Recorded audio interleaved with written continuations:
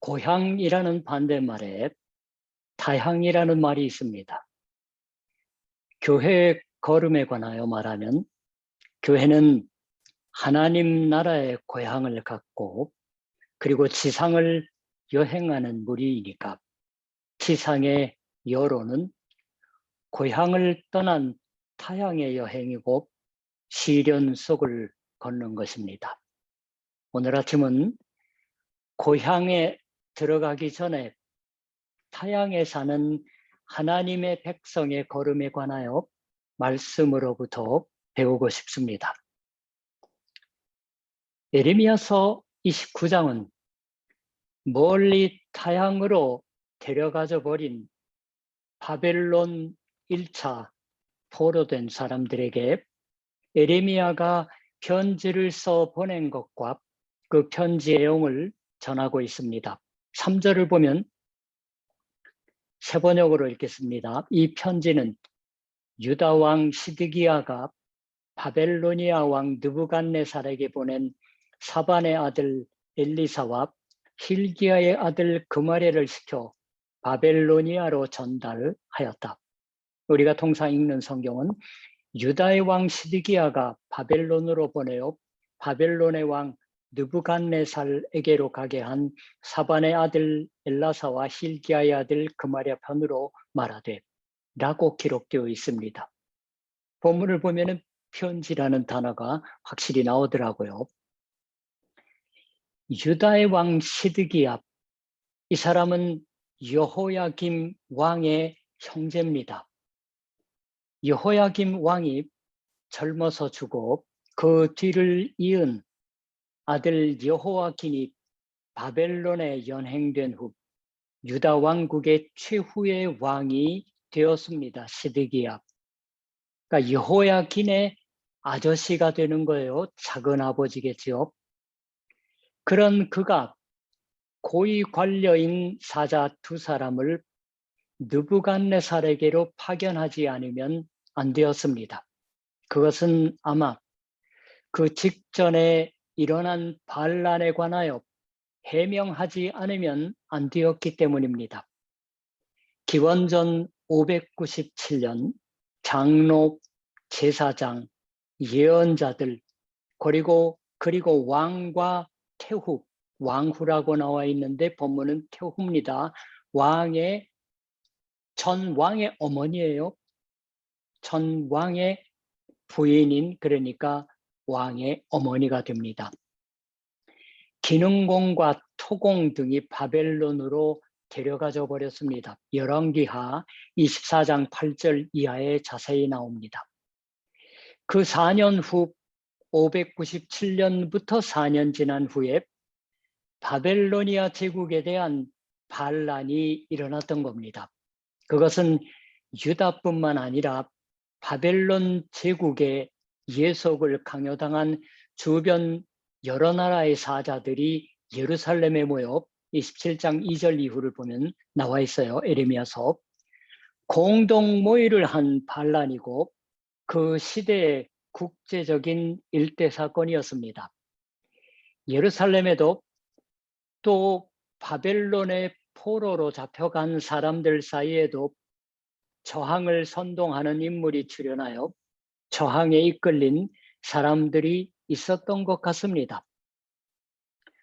저 2년 안에 빼앗긴 성전의 기구도 포로된 백성도 이 장소에 되돌아온다고 예언한 예언자 하나냐도 저항을 재촉질한 한 사람이었을지도 모릅니다. 그렇다고 하면 그의 낙천적인 예언의 배경에는 무장 봉기를 촉구하는 정치적인 의도가 작용하고 있었다고도 해야겠지요. 그러나 말입니다. 지금 미얀마에서 미얀마 군부의 쿠데타에 대해서 4개월 이상 지속되고 있는 미얀마 시민들의 저항의 모습을 미디어를 통해서 보면서 물론 성경의 시대는 지금부터 2600여 년 전의 성경 시대의 이야기지만 바벨론에 대한 저항을 나쁘다고만 말할 수 있을까 하는 인간적인 착잡함도 있습니다. 그러나 유다의 그 반란은 실패로, 유다의 그 저항은 실패로 끝나 진압되었습니다.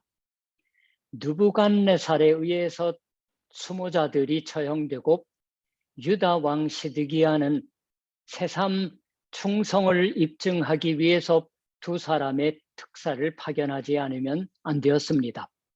예레미야는 그 두 사람의 고위층의 특사와 교류를 갖고 있었던 듯합니다.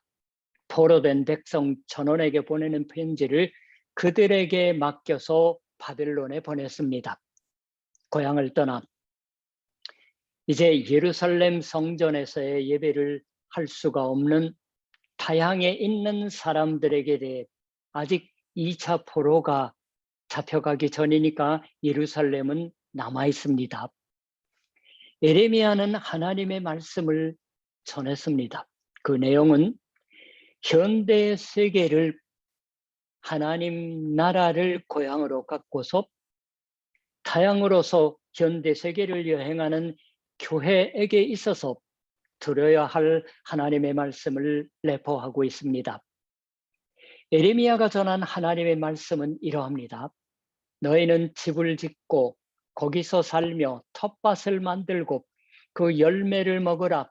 아내를 맞이하여 자녀를 낳으며 너희 아들이 아내를 맞이하며 너희 딸이 남편을 맞아 그들로 자녀를 낳게 하여 너희가 거기에서 번성하고 줄어들지 아니하게 하라. 집을 짓고 텃밭을 만들어 열매를 맺게 하라고 말하는 겁니다. 포로로 잡혀간 그 땅에서. 그것은 타향에서 살아가라고 하는 것인 겁니다. 창세기 1장 28절을 보면은 생육하고 번성하라고 하는 말씀이 하나님의 창조의 행위에 대해서 동반된 축복의 말씀으로 전해지고 있습니다.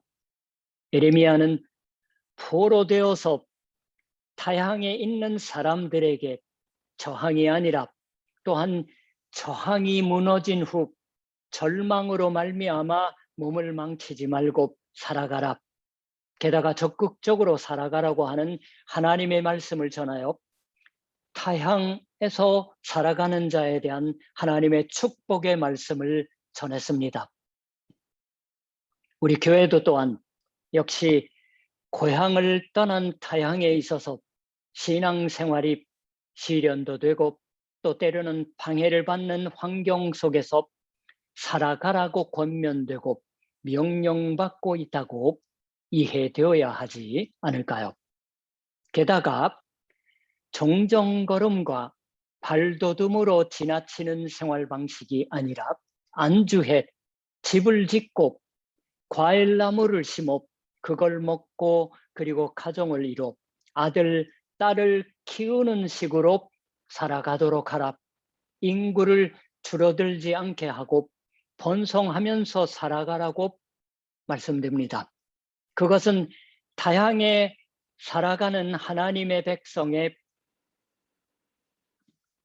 백성을 향한 은혜의 말씀이고 축복의 말씀입니다. 하나님으로부터의 성원이라고 해도 좋을 테지요. 타향에 있는 교회의 걸음은 이것으로 결정됩니다. 그때 동시에 말씀되는 게 기도하라고 하는 여호와의 요구입니다. 7절에 너희는 내가 사로잡혀 가게 한 그 성읍의 평안을 구하고 그를 위하여 여호와께 기도하라. 너희는 하고 말씀하시는 것은 하나님이에요. 예레미야는 전할 뿐입니다. 12절에는 너희가 내게 부르짖으며 내게 와서 기도하면 내가 너희들의 기도를 들을 것이요라고 있습니다. 너희가 온 마음으로 나를 구하면 나를 찾을 것이요 나를 만나리라. 이것은 여호와의 말씀이니라. 나는 너희들을 만날 것이며 13절, 14절이었습니다. 타향에서 살아가다란 집을 짓고 과일나무를 심어 먹을 뿐만 아니라 기도하라, 여호와를 부르짖으며 찾고 구하라, 여호와와 만나라 하고 말하는 겁니다. 타향에서는 여호와를 만나 뵐 수 없는 게 아닙니다. 하나님은 스스로 타향으로 가주시는 하나님입니다. 타향 땅에서의 기도 앞 예배 속에서 만나 뵐 수 있는 하나님입니다. 바벨론 포수의 사람들은 예루살렘 성전에서 멀리 떨어져서 신앙생활, 특히 예배 생활을 영위하는 것은 이제 할 수 없다고 생각했을지도 모릅니다. 고대의 제국이 주변 여러 나라를 멸망시켜 속국으로 삼았을 때 그 나라들의 사람들을 타국으로 데려가 버렸던 건 그 사람들을 종교와 민족의 기반으로부터 갈라놓아서 떼어놓아서 아이덴티티를 파견하고 그들의 저항력을 떨어뜨리기 위해서였습니다. 성전으로부터 떼어놓아지면 민중의 종교 생활은 할 수 없게 됩니다. 그러나 예레미야가 전한 하나님의 말씀은 그렇지 않았습니다. 예루살렘을 떠나 성전에서 떼어놓아져 타향 땅에 있어도 여전히 여호와를 불러 구하고 기도하여 찾고 그리고 여호와를 만난다. 기도와 예배 생활이 타향에 있어서 여전히 근본적으로 가능하다고 말하는 겁니다. 타향 땅에서의 기도와 예배 안에서 만나 뵐 수 있는 하나님을 간단히 얘기할 수 있는 건 이 에레미야가 전한 하나님의 말씀이 배경에 있기 때문입니다. 그 기도와 바라는 바 속에는 중보가 내포되어 있습니다. 포로된 백성으로서 지내는 그 성읍의 평안을 구하여 그 성읍을 위해서 여호와께 기도하라 하고 말합니다. 그 성읍은 그들에게 있어서는 적대하는 상대방 측입니다. 그러나 적대하는 그 성읍을 위해서 여호와께 기도하라. 중보의 기도를 하라고 말했던 겁니다. 어떤 해석자는 기록하고 있지만 구약 성경에서 적대하는 사람들을 위해 또 비신앙인을 위해 중보의 기도가 권면되고 있는 건 이 구절이 유일하다라고 말합니다. 산상설교에서 주 예수께서는 말하셨습니다. 너희 원수를 사랑하며 너희를 박해하는 자를 위하여 기도하라. 이같이 한즉 하늘에 계신 너희 아버지의 아들이 되리니 이는 하나님이 그 해를 악인과 선인에게 비추시며 비를 의로운 자와 불의한 자에게 내려주심이라. 너희 원수를 사랑하며 너희를 박해하는 자를 위하여 기도하라. 이같이 한즉 하늘에 계신 너희 아버지의 아들이 되리니 이는 하나님이 그 해를 악인과 선인에게 비추시며 비를 의로운 자와 불의한 자에게 내려주심이라. 마태복음서 5장 44, 45절에요. 에레미야에게 주어진 하나님의 말씀은 7절에 있는 대로입니다. 너희는 내가 사로잡혀 가게 한 그 성읍의 평안을 구하고 그를 위하여 여호와께 기도하라. 이는 그 성읍이 평안함으로 너희도 평안할 것임이니라. 타향에 살아가는 하나님의 백성은 그 타향의 성읍을 위해서 중보의 기도를 해야 합니다. 하나님이 그 성읍으로 그 백성을 보냈던 거니까 성경 말씀대로 하면은 가게 한 거니까라는 겁니다. 교회는 이 기도를 하지 않으면 안 될 것입니다. 우리가 보내진 지역, 하나님이 가게 하신 지역, 아니 우리가 가게 된 지역, 이 동네, 이 나라, 이 사회, 이 시대를 위해서 중보하는 것, 여기에 평안이 있게 하옵소서. 하나님이 내려주시는 평화, 샬롬이 있게 하옵소서 하고 기도해야 합니다. 그것이 타향에 살아가는 교회의 기도입니다. 하나님 나라의 고향을 두고 타향에 살아가는 교회의 기도입니다.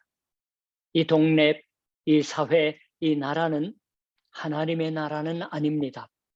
하나님의 나라에서 먼 타향입니다. 그러나 그렇기 때문에 이 나라, 이 사회를 위해서 중보해서 기도한다. 그 때문에 하나님은 교회를 가게 하고 있으십니다. 그리고 70년 앞을 본다고 하는 여호와의 말씀이 덧붙여지고 있습니다. 저항을 선동한 하나냐는 2년 안에라고 말했습니다. 70년이 맞냐 틀리냐는 그리 중요하지 않을 겁니다. 예레미야가 전하는 하나님의 말씀은 바벨론에서 70년이 차면 내가 너희를 돌보고 나의 선한 말을 너희에게 성취하여 너희를 이곳으로 돌아오게 하리라 10절이었습니다.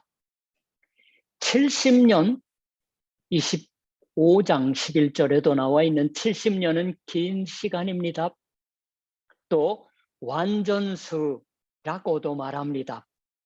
그대로 받아도 인간의 수명을 나타내므로 시편 90편 10절이 우리의 연수가 70이여 강건하여도라고 나오죠. 지금 포로된 지역에서 살아있는 사람은 누구도 자신의 생애 중에 돌아갈 수 없는 미래의 일입니다. 성경이 말씀하는 희망을 갖고서 살아간다라고 하는 건 그러한 것입니다. 미래와 희망이라고 11절에 있는 것처럼 미래는 희망에 찬 미래이고 희망은 미래를 헤치고 나아가 미래를 가득히 채우는 희망입니다. 2년 안에라는 건 성경적인 희망이 아닙니다. 2년 안에 어떻게든 된다고 하는 그 본심은 자기들이 어떻게든 한다고 하는 것입니다. 자신이 주인이고 자기들의 힘이 위력을 발휘케 하려고 자기들의 힘으로 어떻게든 하려고 하는 생활 방식이 2년 안에입니다. 그것은 저항을 일으키는 정신을 슬며시 끌어안고 있습니다. 그러나 70년 앞에 일어난다고 하는 건 자신의 힘이 위력을 발휘하게 하는 생활 방식이 아닙니다. 그렇지 않고 70년 앞을 바라보는 건 하나님께 계획이 있는 것을 신뢰하는 일입니다. 2년 안에와 70년 앞의 차이는 하나님의 계획을 알고 있느냐, 거기 신뢰하여 거기에 기초를 두고서 살아가고 있느냐 하는 것입니다. 일본 사회 속에서 예배하며 이 말씀을 받으면 하나님은 우리에게 이 타향 땅에 살아가라고 말하시고 집을 지어 심고 먹고 가정을 이루어 번성하라 하고 말하시고 있는 게 아닐까요? 그리고 기도하라, 여호와를 불러 구하라, 예배와 기도에 철저히 살아가라. 그 속에서 이 타향의 동네 그 사람들을 위해서 평화를 기도하여 구하라 하고 말하십니다.